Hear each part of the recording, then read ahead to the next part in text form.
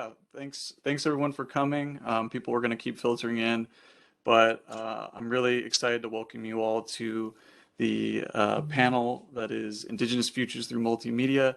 I want to begin, as I always do, by paying a proper homage to the lands, ancestral homelands on which we stand. I'm currently in Rhode Island, which is the ancestral homelands of the Narragansett and Wampanoag peoples. And UConn, as a land grant institution, it's really critical to recognize the lands on which our university stands upon, and the communities with which we seek to build better relationships with. And that is the Mohegan, the Mashantucket Pequot, Eastern Pequot, Scoticoke, Golden Hill Pagussit, Nipmuc, and Lenape peoples. We thank you for allowing us to work and learn on, again, your sacred ancestral homelands. So again, I'm really so excited to host the second event in the Native American and Indigenous Studies speaker series here at UConn, and what is the third event in this year's Diverse Perspectives in Digital Media and Designs series that's hosted by the Department of Digital Media and Design here at UConn.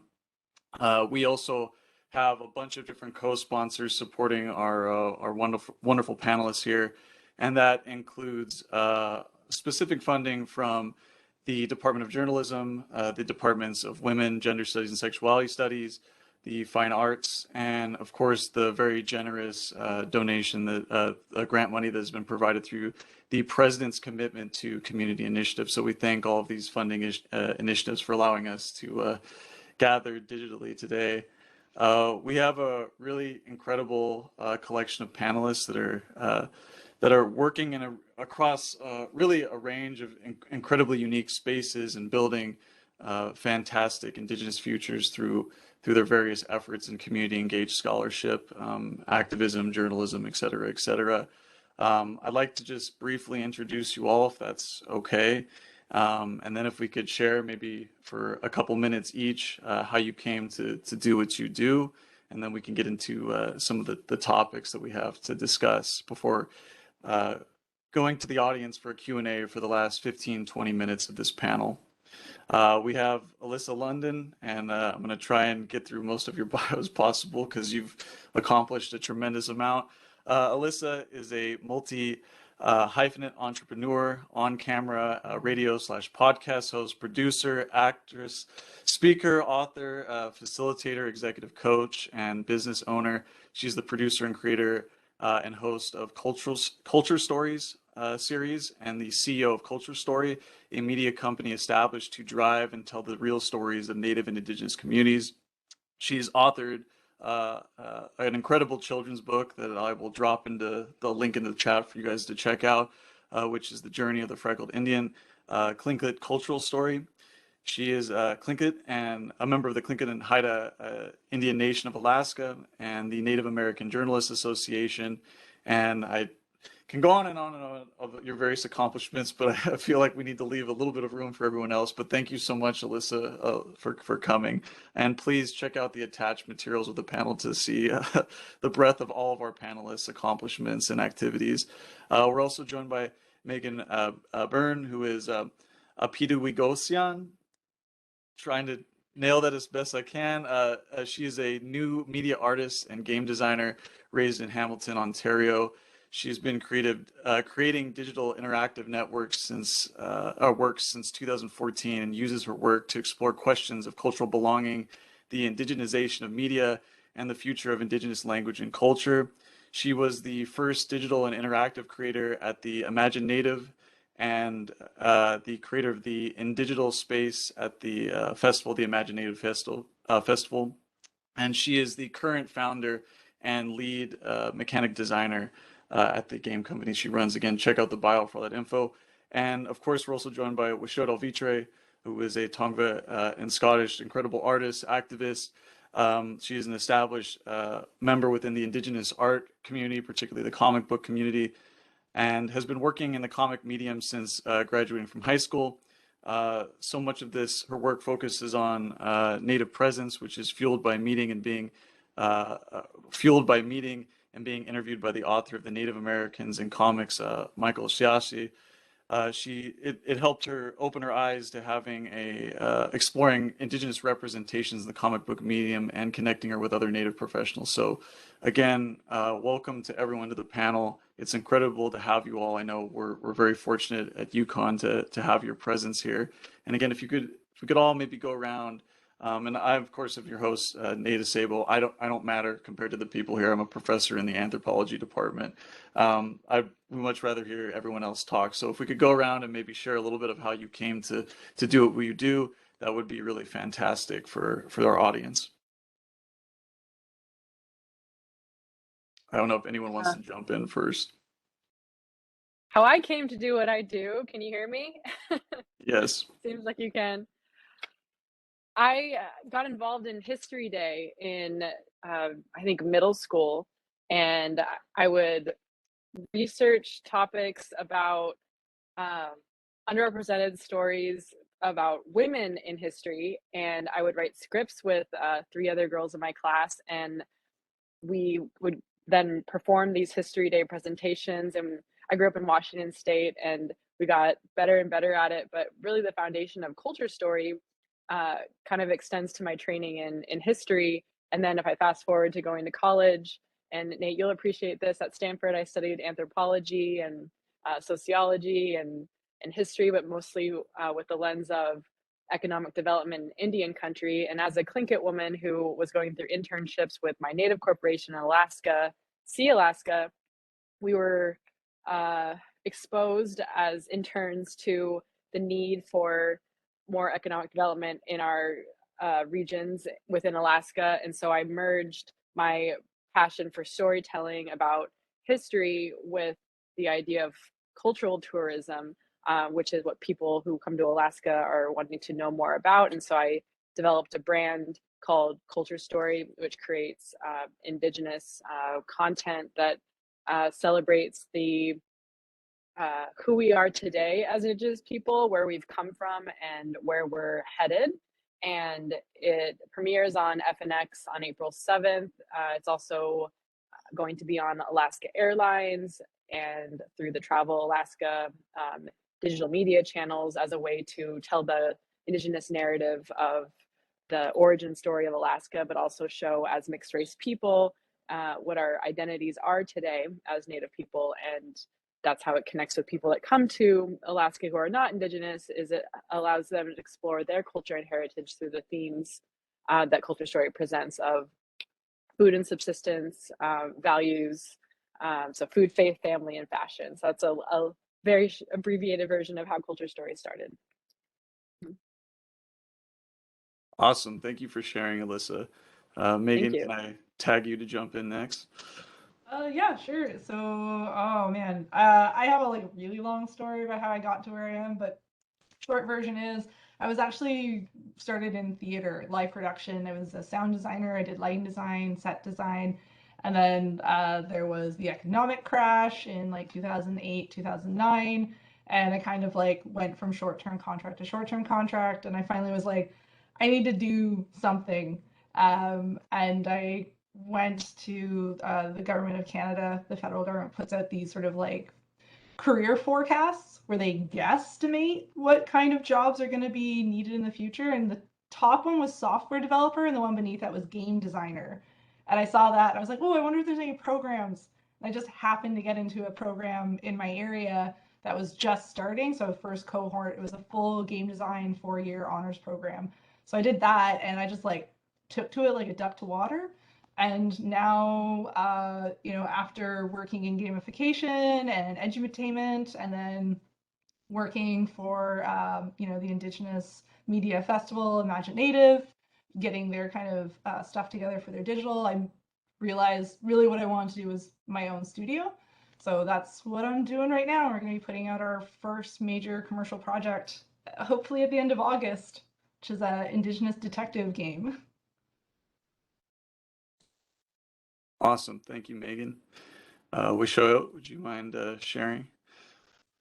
Yeah, so I studied art and animation in high school and college, and as well as fashion design. And I sort of I had an opportunity to go do some design work through fashion design, and it really kind of opened up the industry to me in a lot of negative ways, as far as overseas manufacturing and IP theft in design for major fashion luxury brands. And so I immediately kind of withdrew from that and went into comics and animation.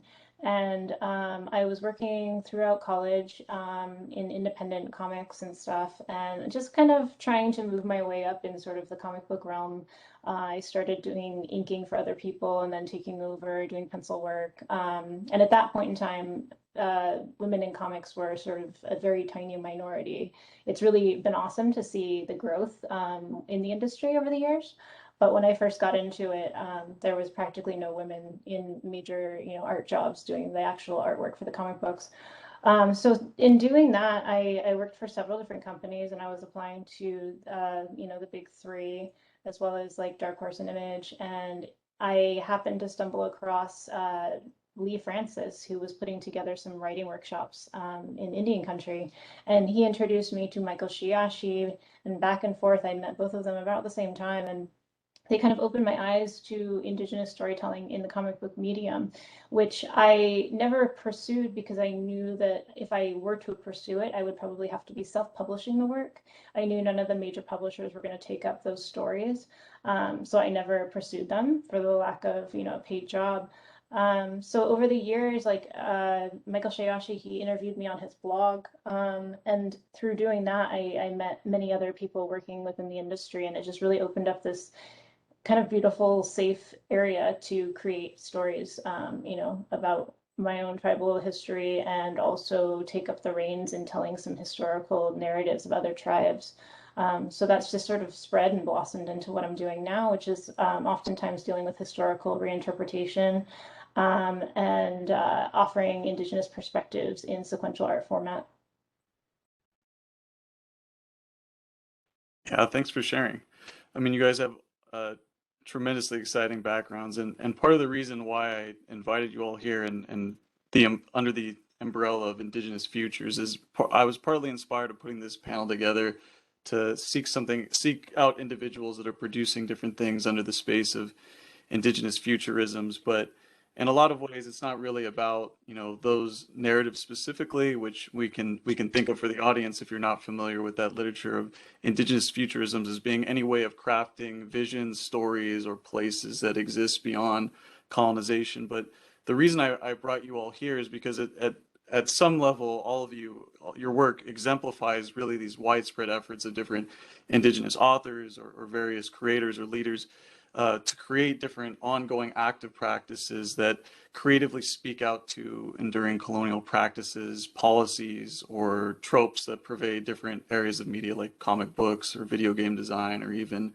popular journalism or television. And at the same time, all of your work in various ways I see as inspiring or attesting to the hopefulness of different Indigenous communities. So I was wondering if we could open up our discussion originally around this one question that I had, really my main one, is that could you all share some information on how the different mixed or integrated media that you work across offers specific tools or resources or even intellectual space to pursue this visionary practice of crafting viable futures for Indigenous communities, either your own or the others that you work across? Specifically, Meagan, I'm thinking about I know you mentioned Period Decay is a little old now, but of course what you're currently working on with you, Weshoyot, I think a lot about specifically, I think a lot about your work on Dear Woman, which is one of my favorite, just stylistically, the art that you produce is one of my favorite things that you've done, but also the way in which you've integrated storytelling in a modern setting in that particular way. And Alyssa, I mean, you're working across a million different media, so I think that you can find any space to address this question. But I was hoping we could start there. Would anyone like to jump in?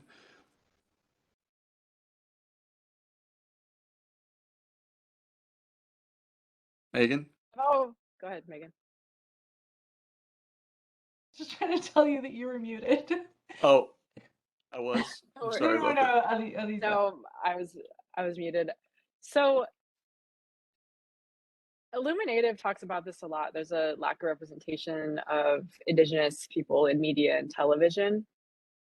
Even with my background in pageantry, when I was pursuing, well, first Miss Seafair in, what was it, 2008, and then all the way to becoming Miss Alaska in 2017, I used my sport of pageantry to showcase the vitality of Indigenous culture.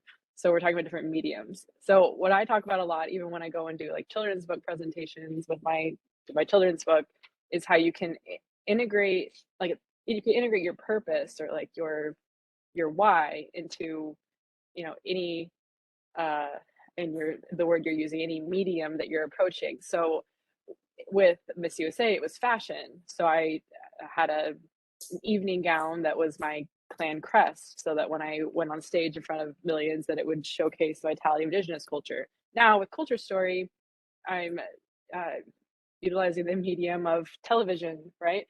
Producing 10 and eventually 30-minute webisodes that tell stories about who we are today, where we've come from as a people, and where we're going, to facilitate conversations about modern Indigenous identity.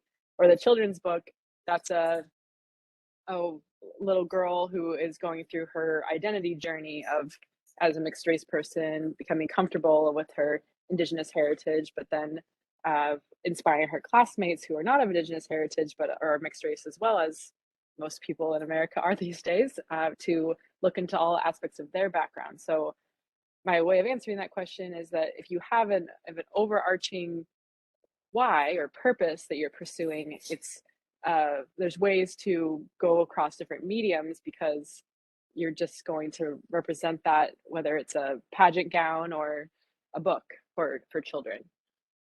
Does that get into your question at all, or answer your question? Yes, Mhm. yes, it does. Mhm. Yeah, I'm particularly interested in the way in which you guys just see different sources of media as a way of, you know, liberating Indigenous people from different perspectives of that are layered on them from either pop culture or, you know, government programs or different things like that. But I think that makes, I mean, what is, you know, for instance, you talked about what are the particular advantages of using fashion, and that's something that I find really interesting. Or, you know, using children's books or just books in general. All three of you are authors, so that often mix those things together, even within the space of storytelling. So I guess my question was really, you know, what advantages do you see working across all these spaces at the same time? The advantage is some people will connect with the message by viewing a piece of fashion that the photo gets shared, you know, millions of times on Facebook, or some people will connect with reading the children's book. I just wasn't particularly content with the way that Indigenous people were represented in the media growing up. Although I do know the woman who voiced Pocahontas, as she's Alaska Native, you know, I am Alaska Native, but I don't look the same as her. And not to overuse the example of Pocahontas, but that was the preeminent display of what Indigenous people or indigeneity was for a lot of the 90s. And so I wanted to join the conversation, and joining it and through different mediums to help change my audience's mind of what an Indigenous or mixed race person is these days. And it helps people feel accepted for their own unique background.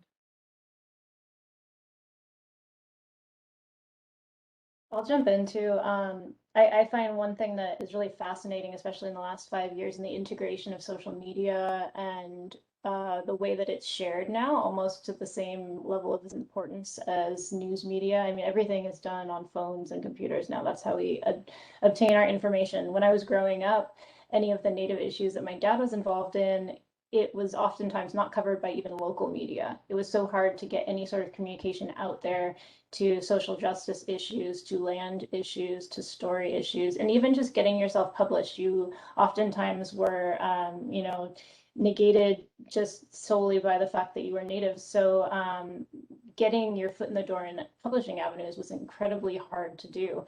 And I'm seeing such a change in the last 5 years, especially, I would say 10 years. I've been in comics and publishing for about, you know, over 15 years.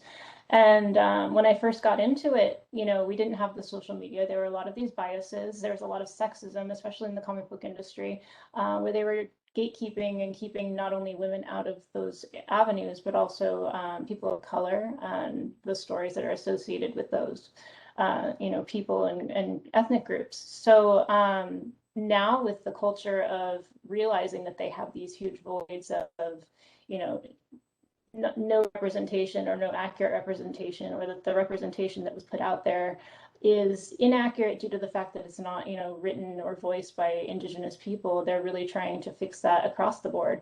So within publishing, within film, TV, all these things, I find that there's more opportunities, and the way to promote that work is through, social media avenues, through the technology that we have now. One benefit that I've personally seen with the work that I do is with historical sequential art stories. So I often take on projects that are based in historical fact, and oftentimes the Indigenous perspective was left out. So the historical facts that are presented in a biased way, or through the lens of the white male who were putting the information down, and whether it goes through colonial America or mission times in California. All that information was set forth through the eyes, through the brain, through the thought process of somebody in power on the opposing side. So I've gone through, and luckily through the new advents of digital media, I can access these historical documents that otherwise I would have been kept out of. I wouldn't have the academic, credentials to access those documents. My dad was kept out of a lot of things when he would go out and search these documents and historical narratives. And that includes wax cylinder recordings. So many of these things have been digitized, and so they are much more easy for us as Native people to access if we go out and put in the work to try to access them.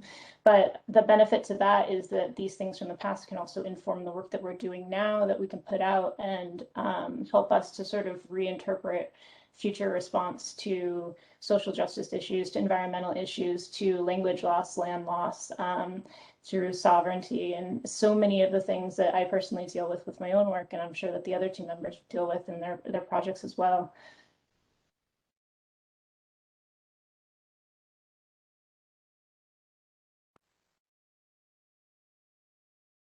I don't know how to follow that up, but that's amazing.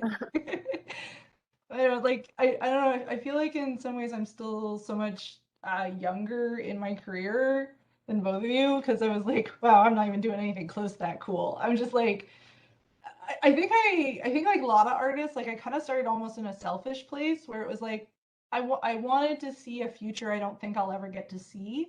And I wanted to see it now. I was like really greedy for that. And I think I know this is kind of, I keep getting told like this is like the Métis experience. Like you want to like hurry up for the future that you'll never see because you want that connection, that return to community, because so many of us through, the colonial policies of Canada that kind of separated or denied or created situations where it was safer to pretend that you weren't Native, kind of left us in this present, in this place where it's like, well, I have that connection, but I don't.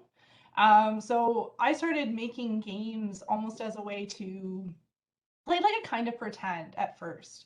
And it was very private, and I didn't share it with anyone because it was really just for me. And then I started sharing it with some friends who, were also Indigenous, and they were like, oh, you got to put this out. And I was like, no, I don't know. That's really awkward.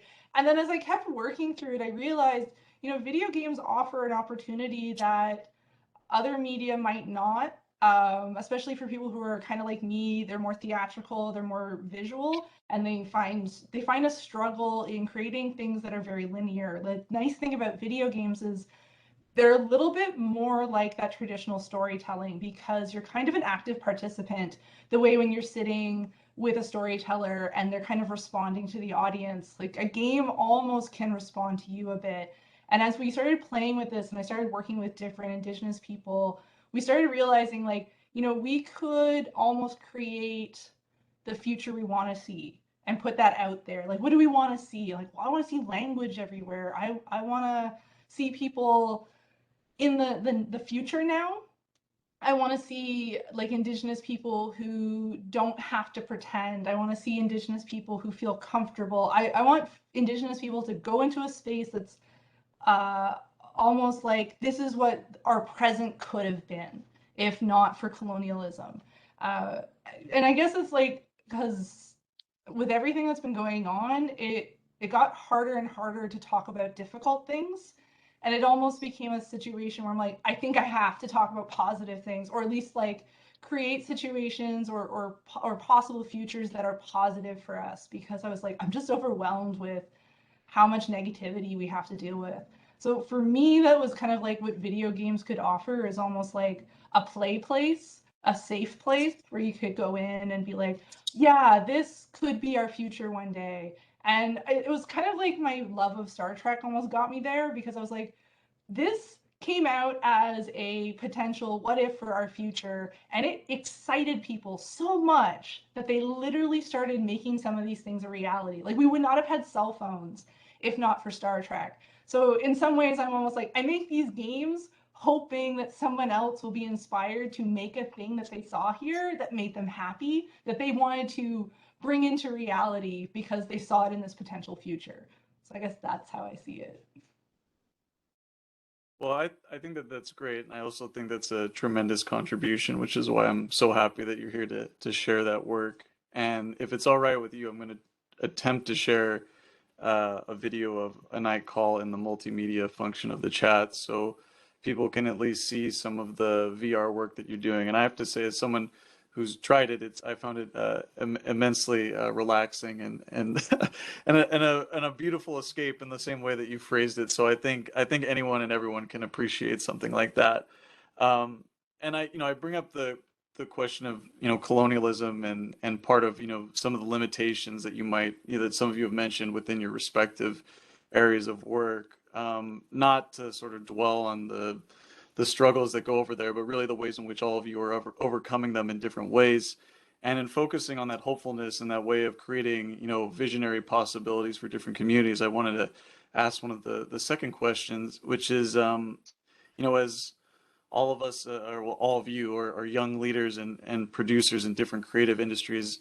I'm curious, and to a certain extent, Weshoyot, you talked about this quite a bit, the burden of the past, or thinking about the past, or the liberating potentials of the past. But really, my question is how does the past or history specifically, or tradition, inform what you do now? I know, Alyssa, you've mentioned this in a variety of different contexts, but building upon that as well, here are some other questions I'd like to sprinkle in with that. So how is that exploration of the past, seeking to honor tradition for the future, also affect your relationship with elders, as all being young leaders at the same time?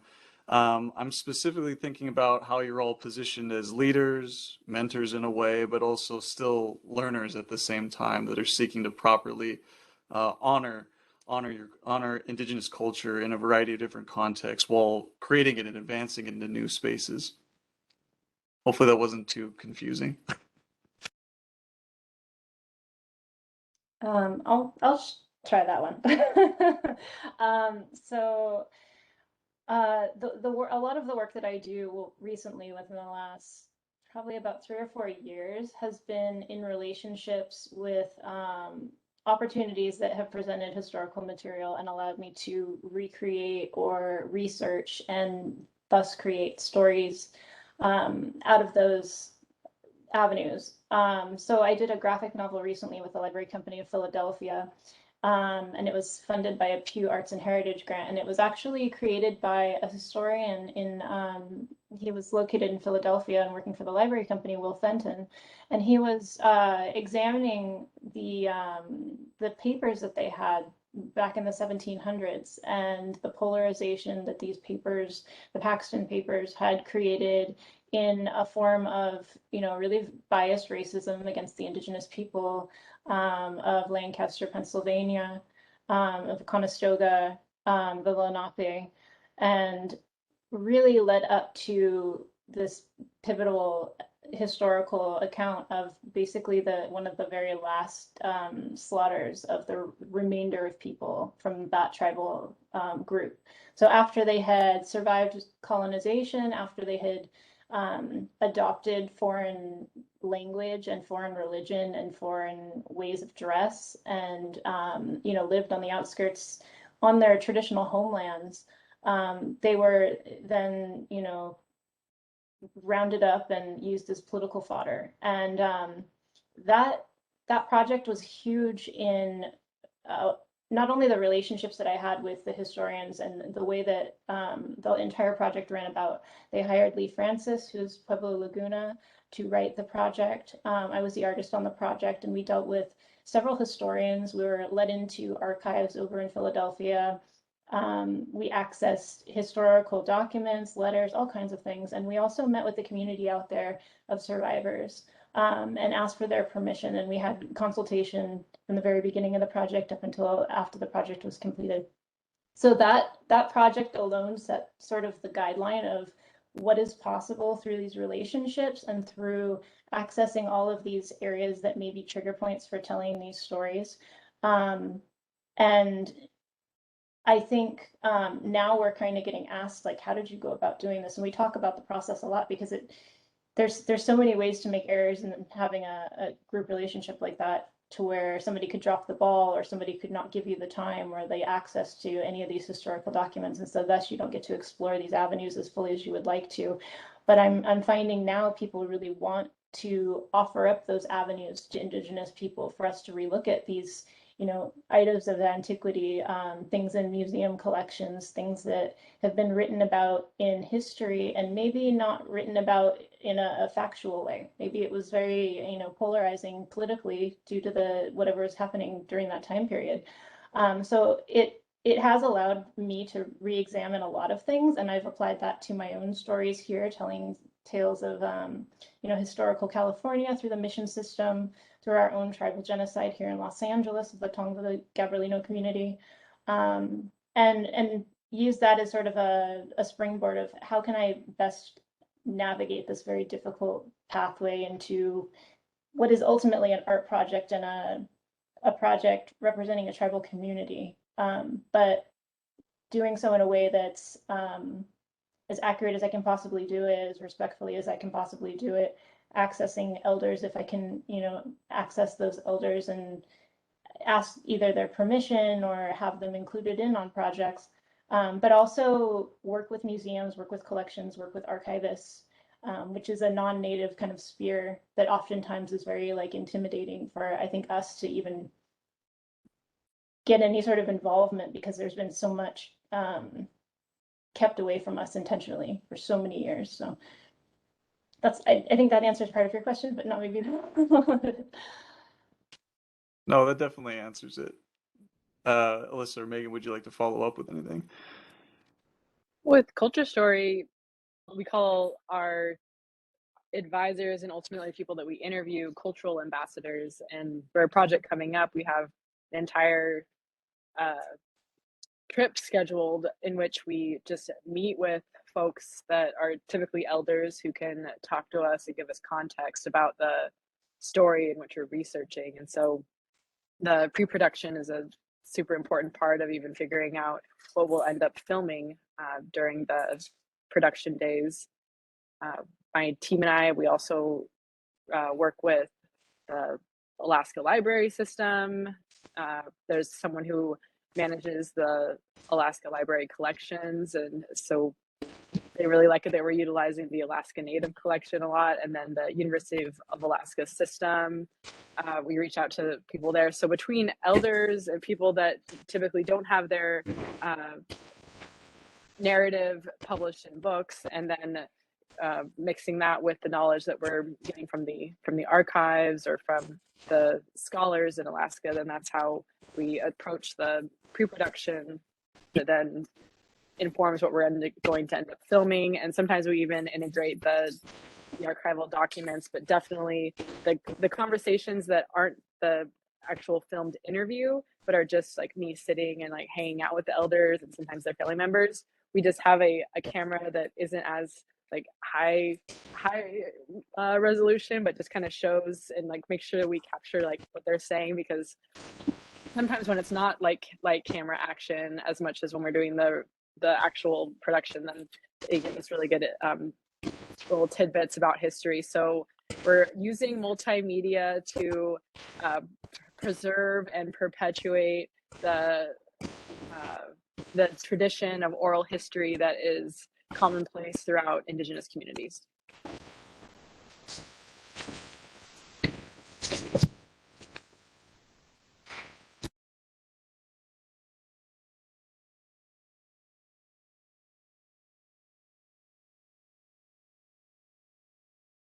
Nate, you're muted.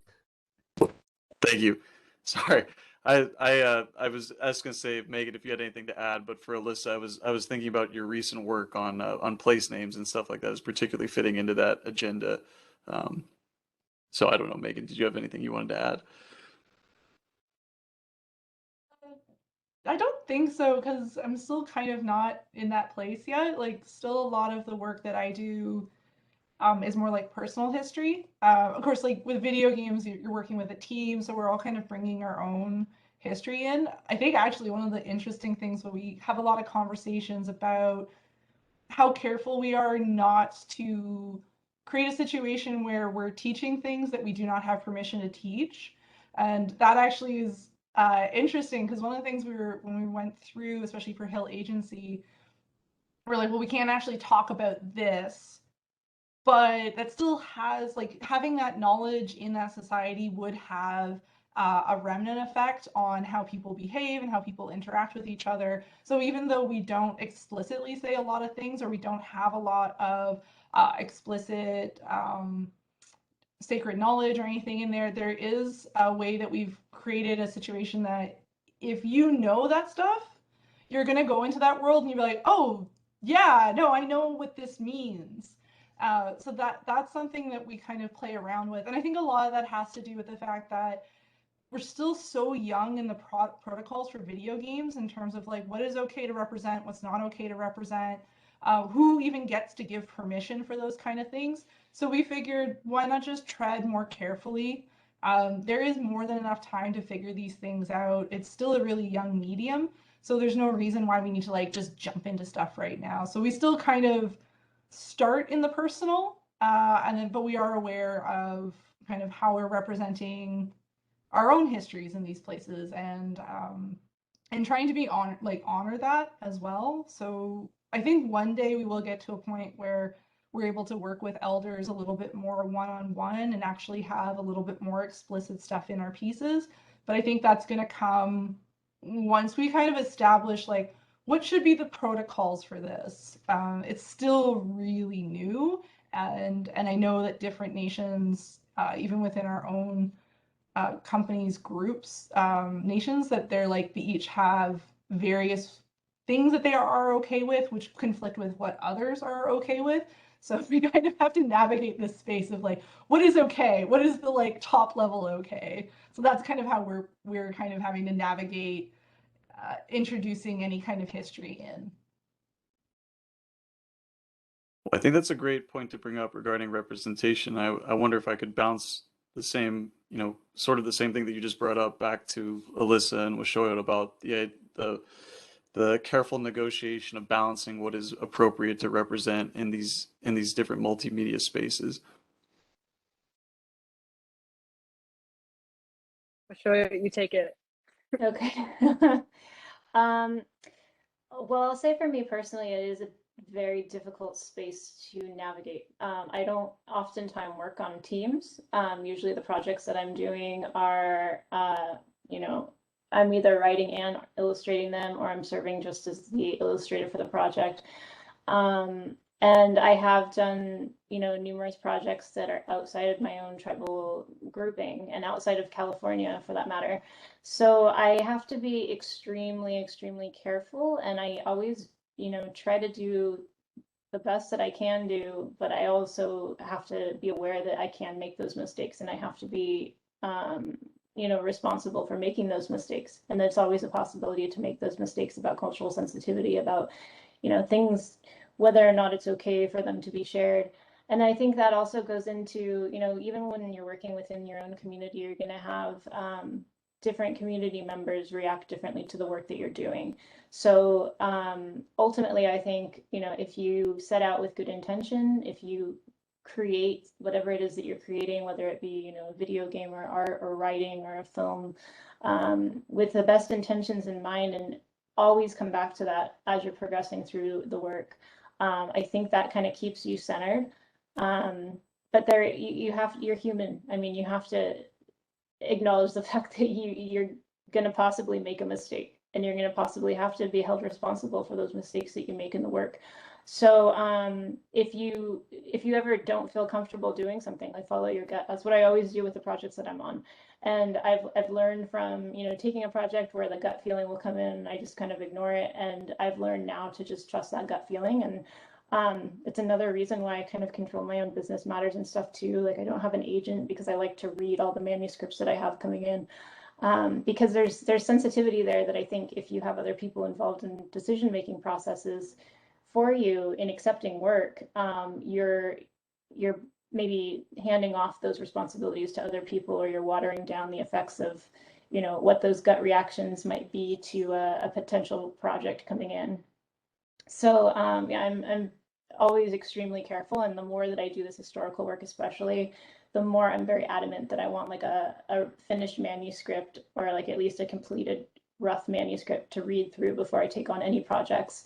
And I do read them through in their entirety before I make decisions, and I will ask questions. And if red flags pop up, then I'm like, you know, maybe this isn't the project for me, because I don't want to be held responsible for, you know, a lack of either research or a lack of consultation on the other end of the project. Or even if it's just something that I just don't feel like I should be tackling. If I can give it to another artist from that community, sometimes I'll do that too, if I know somebody, because I think that they should handle their own work too. So yeah, it's a very complicated thing. I mean, it's multifaceted, faceted, but it's difficult to navigate. I don't really have advice for anybody coming into this field on how to do it right.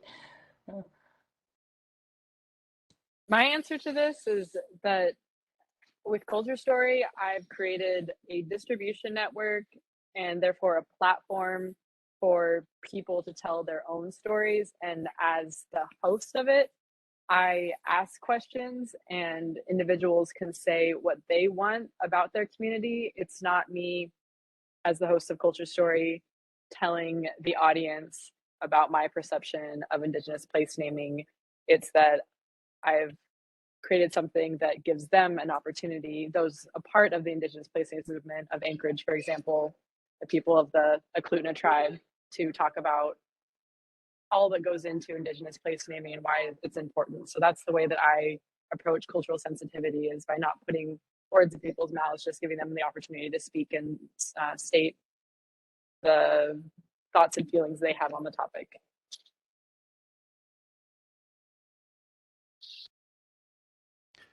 Yeah, well, I think those are all great responses, and clearly, because you guys are working across all these different spaces, I think Weshoyot, I don't think anyone is asking for a specific methodology for all of that, but you all reveal in the different scales of projects that you work across of how complex those particular issues are. So thanks for all those responses. I had another question, and probably this will be our last one that we do for the general discussion before we jump into specific Q&As. And this one is slightly personal for me too, but hopefully it's not too personal for all of you. So as an individual of biracial or mixed ancestry, I find that my own positionality, my own mixedness, inspires my work as an anthropologist and archaeologist in a variety of different ways. And at times, I often find that my own positionality is at odds with how my field often studies or seeks to look at different things. For instance, the topic of cultural authenticity. So, and at the same time, I see so many new avenues in exploring the creativeness of people that come together in unique ways, the mixing of different ethnic communities, mixing of different cultures, to forge new identities for the future. And so, without diving too deeply into all the political complexities that come with that, although if you guys would like to explore that, I will not inhibit you here. I was just curious, or what are some ways in which all of your different backgrounds orient you towards the work that you do? And in this sense, I'm thinking about the ways in which your backgrounds foster, ways in which you might seek to create different types of belonging, different sensations of pride for the community that you work, maybe recognition, or outside of working with Indigenous communities. How might your work foster different forms of solidarity between Indigenous and settler communities through the work that you do? As a Tlingit, Czech, and Norwegian woman who is mixed race, my exploration of my identity deeply informs all of my work through culture story.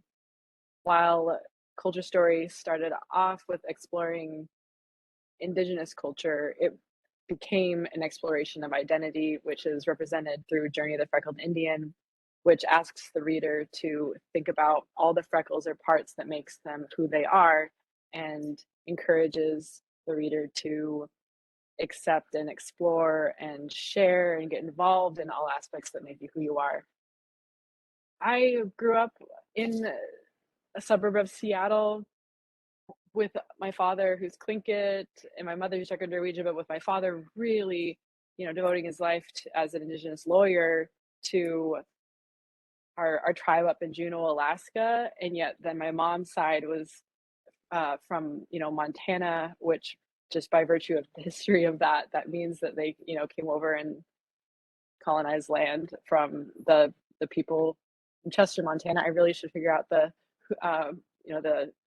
Indigenous names of that place in order to tell my personal history. But all that aside, I just was trying to make sense of, how I would continue to claim and how my ancestors would continue to claim their Tlingit ancestry, but also the other side as well. And I just am always curious how much people are interested in sharing with you about like ancestry.com or like their 23andMe results. And so Culture Story is working on like offering the answer to that like on an ongoing basis through the content we create. It's like, okay, so you found out you are part Native Hawaiian. Well, look at these videos that we've done with people from Hawaii who are Indigenous Hawaiian, and them talking about their origin stories and the value system of Native Hawaiians. And so I mean, Culture Story is telling stories about culture, and it's because of my interest in exploring my own cultural background and helping other people explore their cultural background as well. Thanks. That's an awesome answer. Weshoyot or Meagan, would you like to jump in? I guess I'll go. So my background is fairly complicated. So I always make a point to, reference my Tongva heritage, which is on my father's side of the family, and it's how I was raised and what I was brought up with. And then my mother's Scottish and Gaelic, and she immigrated to this country when she was a teenager. And then she lived in Canada for a little bit, and then they moved to the United States. So I definitely share so many wonderful things from both of my parents. But in doing the work that I have done, especially over the last 5 years or so, I've really gone into my own genealogy, my family genealogy, to discover exactly, where our tribal communities were with my Tongva-Gabrielino side of the family. And in doing that, like, my last name is Alvitre. My last name is the name of a Spanish leather jacket soldier that can be traced down into the 1700s here in California. And he was part of the mission system too. So it's opened up a very wide story for myself and for, I think, my family in understanding, that we are mixed blood from that lineage, even though we associate to our, our Indigenous heritage, and we work with the land, we work with all of our Indigenous villages in and around Southern California. My family has worked with NAGPRA. My family has worked with being on site for archaeological surveying for years and years. My dad used to do a lot of work in regards to that and taking care of ancestors that are no longer with us. So, I never say that I'm just Indigenous. I think it's very important to share the mixed heritage, because it not only, I think, gives a larger breadth of who we are as people, but I think it also helps us relate to maybe non-Indigenous people, for them to be more understanding and accepting of some of the things that we're trying to do with whatever we're putting out into the world. I feel like with my own work, I always try to get down to like a human level story. I never, even though I am political and I have done social justice things and spoken out, you know, very adamantly against settler colonialism and a lot of the effects of those things, I do realize that all of those things also make up who I am, and both sides of those things make up who I am. So navigating that and trying to figure out things on a very human level and boil everything down to like, you know, human being to human being, I think that's kind of at the core of what I do with my historical stories. And that also kind of helps to present these things out to the world in a non-judgmental way.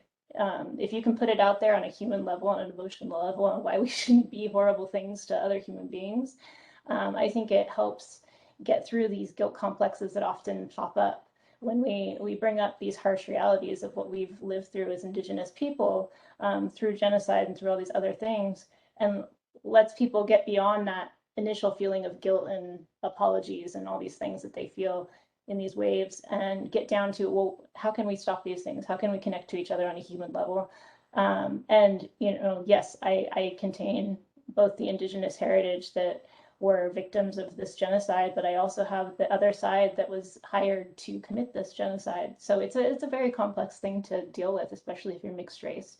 But I really see the world as a kind of a more beautiful place, because we all are becoming mixed, and we all are telling these very hard stories and these hard truths, and that there aren't black and white to these stories. It's very mixed, and ultimately, when it comes down to it, we're all human beings. We're all here sharing the same land and food and water, and we probably will into the future, because I don't think we're going to go back to our small little areas of where we can live. We're going to have to learn to find ways to coexist together. So in understanding each other, I think that's probably how we're going to do it without killing each other. No, that's a great sentiment, and makes me think a lot about the Kanaka Manoli activist Brian Quada's statements around, you know, Protect Mauna Kea, about that, you know, Indigenous people live in the future, come join us, is an interesting way of phrasing that and thinking about the mixedness and inclusiveness moving forward.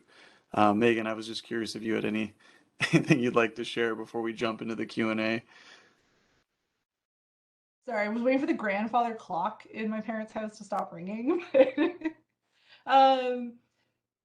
So I am Âpihtawikosisân, which is not a nation.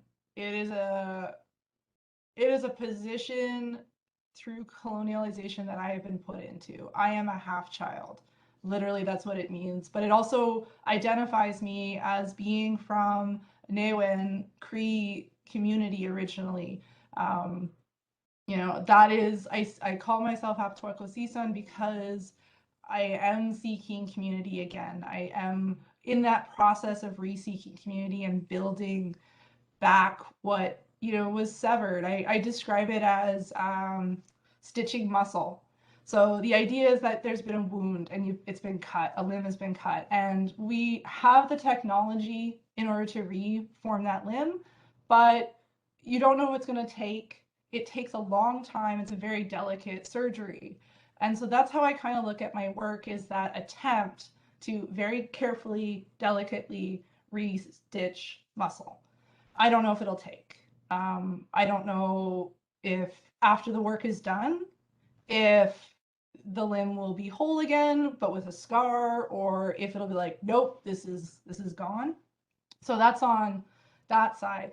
The history of my father is he is from Newfoundland, which is a Irish Catholic settlement of Indigenous people from Ireland that was chased off of their ancestral lands by colonialism, by the colonialism of the British Empire. And in turn, by, you know, fleeing, they themselves committed genocide of the Indigenous people of the island that is now known as Newfoundland. And so they are both victim and perpetrator. And that is the sort of like history that I have to contend with. And then they are re-victimized by the colonial nation known as Canada, if you know the history of Newfoundland, it is not a happy history. It's a history of abuse. It's a history of being used. And it's very similar for the history of my Indigenous family side. It's a history of abuse. It's a history of being used. It's a history of never being good enough to not be attacked. Never being safe is sort of how I see the history of my family. And then now where am I? I'm in this sort of like position of we have the language to talk about intergenerational trauma. For the first time, I think as a global society, we're finally gaining a language to speak of what has happened to us in a way that is not, I guess, one that confuses where the origin is coming from. It's one that says clearly, you know, our history has an impact on our now. And, you know, I have a generational trauma from many different locations. And how do I reconcile that now with my now and who I am? And how do we stop intergenerational trauma? And how do we stop it from moving forward? And it felt like what I kept seeing was every generation tried a little bit. They tried something. And it might not have been enough, but it was something. And so something stopped. And then you move the next part. And that's how I kind of look at it, where, you know, it's not just enough that, you know, I'm multiracial. It's that I have these different points of trauma, like historical trauma, and they each are informing a different thing that has created my now. And I have to be very conscientious of that. And I think that's why I'm still like being really new into video games. I think I've been accused of being timid. But I think for me, I'm careful because this is difficult. This is painful. Like sometimes I feel frustrated that I can't just, you know, say what I'm feeling, because in some ways putting that out there can be harmful. And I want to be conscientious of that when I'm making my own work, that I'm making good medicine. That's how I describe it. You can use your art to make medicine, but sometimes once you've made it, that's not for sharing, because sharing that actually perpetuates more harm. And then sometimes there's medicine that you make and you can share it, and it's actually good that you shared it because somebody else was like, oh, I'm not alone. Oh, you get it. Okay, now I feel like I have a path I can take as well. So I don't mind being timid right now. I think I'm still pretty new in this. I think I'm okay with like owning that I was like, yeah, sure, fine, whatever. I'm timid. I think I have a whole adulthood to like be the brash elder when I'm like 60 or something. I'll not care what I wear and that kind of thing. But I think right now, I want to be slow. And I think my, you know, coming from my mixed ancestry, that informs me to go slow. And honestly, when I think about it, no one's ever really been harmed in their own life by taking the time to make a good decision, by not jumping to a conclusion, by not saying we gotta just rush ahead because other people are expecting things from us. And I think for me, that is definitely informed by my mixed ancestry. Well, thank you for that, Meagan. That was wonderful. I think we can all appreciate the ways in which all of you, in various ways, create that shareable medicine that helps move things along. Sometimes 1 inch at a time, and sometimes by leaps and bounds by the way in which you guys produce things, and other communities are as well. I know we started a little bit late, so I just wanted to get to a couple of the questions in the Q&A, and I don't want to keep you guys past the time I promised to wrap things up by. I saw Alan's question much earlier in the chat, and I think we'll wrap up with that one, which is what are you guys all working on, and what do you see coming soon? We'll get to that one at the very end. But we did have a couple questions that have been posted in the chat. I guess the first one I want to jump to is from Matthew. It says, it was talked about the benefits of social media for Indigenous people, such as exposing Indigenous people's issues and greater access to historical documents. Are there any detriments to the advent of social media for Indigenous people, and does that recur often in the work that you do?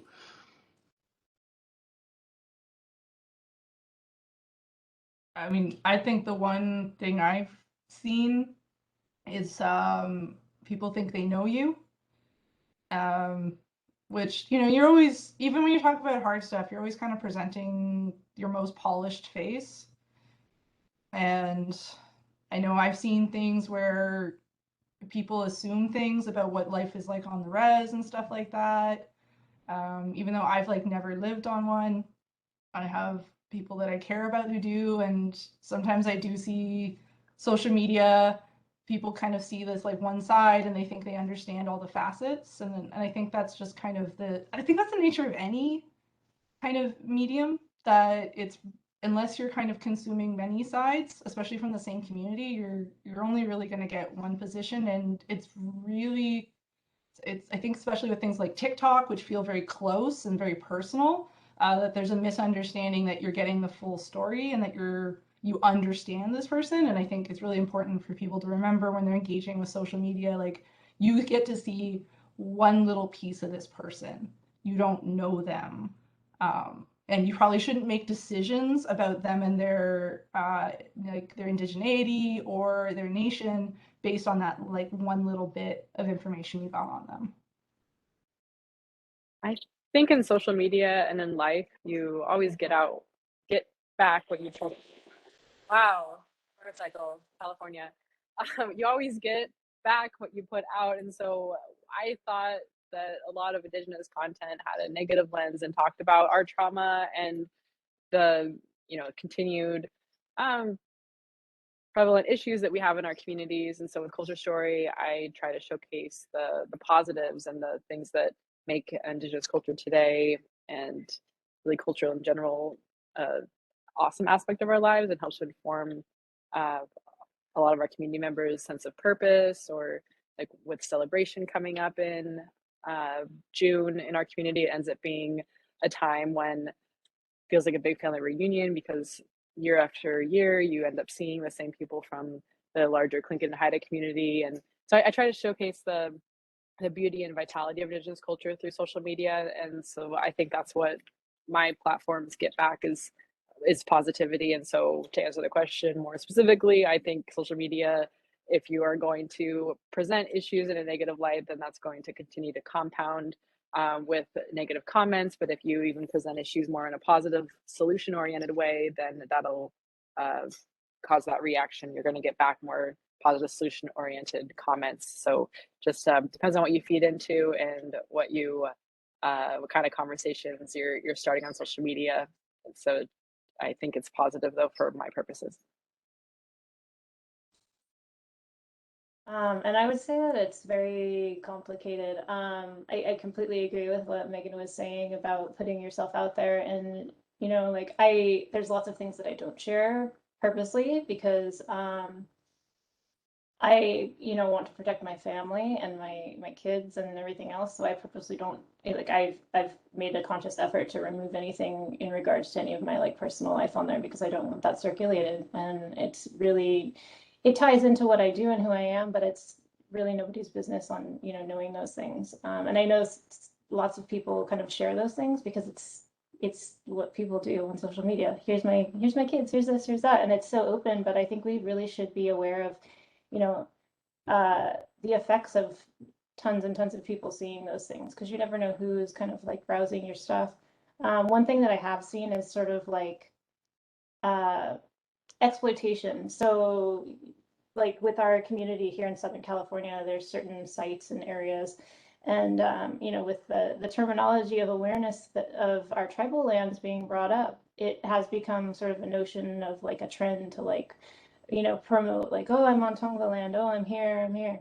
But I also, through the work that I do and through my own personal social media, I try to make people aware that it's not something to like slap on a t-shirt and just walk around town and represent. Like, be aware of where your shirt's being manufactured, or be aware of the massive environmental issues of like a huge city like Los Angeles being built on our tribal lands, and all the effects of everything that you do in LA that's fun, going onto the Hollywood Walk of Fame and seeing, you know, all these entertainment moguls and stuff, but realize that's all on tribal land, and everything that is underneath, all of cement and asphalt and all of the lives that were taken to get to that point. Like, I'm very aware of that, and I think it's because our tribal homelands are basically underneath the entertainment capital of the United States, and beneath some of the highest priced real estate in this country, and constantly being exploited for oil on a regular basis, and having our traditional waterways cut off, for the sake of industry. Those are all things that I'm keenly aware of all the time. So when, larger groups come in and they want to sort of cash in on the acknowledgement factor, or, give you a nod for your tribal name being shown through larger avenues, I'm always extremely cynical of intention, and accountability. And I have to sort of like put that in my pocket sometimes, because it can kind of like make you a little bit bitter, make you a little too cynical. And sometimes, somebody's perhaps ignorant good intention, they really do have the best intent of doing something good, but maybe they're just not going about it in the right ways. So yeah, there's a lot of strange manipulative effects, I think, of social media that you really have to be aware of. And I think you have to kind of share things carefully and be aware of how certain things can be taken by people perhaps with less awareness than whatever it is that you are trying to convey through your work or your writing or photographs that you put out on social media. But I think that could be like an entire topic upon itself for like an hour. Actually, I'll leave it at that. Yeah, I'm sure. Especially if I'm sure we can think of some recent award shows where that is a current symbolic topic that appears without a lot of structural benefits for the community coming from it. But I don't think we need to think about any of that anytime soon. So I know we're up against the time limit, and I apologize for those of you in the chat. I'm sure there might be some way of you funneling questions and reaching out to all of our panelists in a different way. I just want to end with the question that was raised by Alan. What are you guys working on currently? What do you have coming out soon? So we can, everyone in the audience can follow what you do. I'm working on a second book of Journey of the Freckled Indian. The first book was about having people outside your community be accepting of who you are and where you come from. And the second book is about people within your community being accepting of your background when you're mixed race. And then the Indigenous place names episode about the Indigenous place names movement of Anchorage comes out on First Nations Experience Television on April 7th, so Thursday at 5 p.m. Pacific, 4 p.m. Alaska time, 8 p.m. Eastern. I think I did all of those correctly. If not, it definitely is 5 p.m. Pacific. And then we're working on a 4-part series with Gold Belt Native Corporation to help tell the story of how Alaska Native corporations came about. I'm gonna leave it at that for now. Otherwise, follow my social media, Alyssa K London, or at Culture Story. So thank you all. Ganeshish. Thank you. Meagan, would you like to jump in with sharing what you're working on? Yeah, so right now, about five-ish months away from launching my first major title, which is Hill Agency, Period Decay. So we do have a Steam page. If you just look up Hill Agency, I think it's like the only one there. Other than that, I'm always doing other small things. Working on a bunch of stuff that I'm under NDA, so I can't talk about. But definitely, if you want to know more, you can follow me at my company at Acebo Games on Twitter, and Acebo_games on Instagram. And we're basically just focusing on like the big game first, and then lots of other stuff is going to be coming up. Oh my gosh, in like November. So I'll be able to share more then. Awesome, thank you. Weshoyot? Yeah, I wish I could share more. Right now I'm writing multiple books and drawing multiple books, and that's about all I can say because I'm under NDA for everything. If you want to follow my art or anything that I do, everything is under my first name, so Weshoyot. That's my hashtag on Facebook, Twitter, and Instagram. Yeah, so. Great. Well, with that, I just want to say thanks to you all for attending. This webinar is being recorded and it's going to be posted on the Diverse Perspectives in Digital Media and Design 2022 Speaker Series website at dmd.uconn.edu/diverse. It's also going to be posted to their YouTube channel, the university YouTube channel. So please go and check that out. That can be found at UConn YouTube.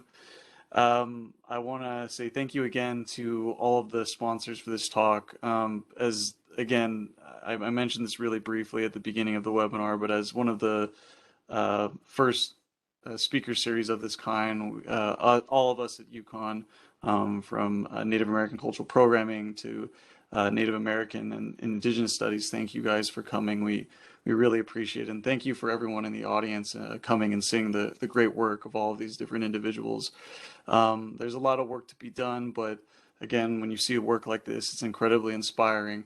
And I think we all can take a bunch of different things from all of the wonderful stories that you guys shared today. If the panelists could stick around a little bit after the webinar just to do a little bit of wrap up, that'd be great. Otherwise, thank you so much for everyone for coming. Thank you.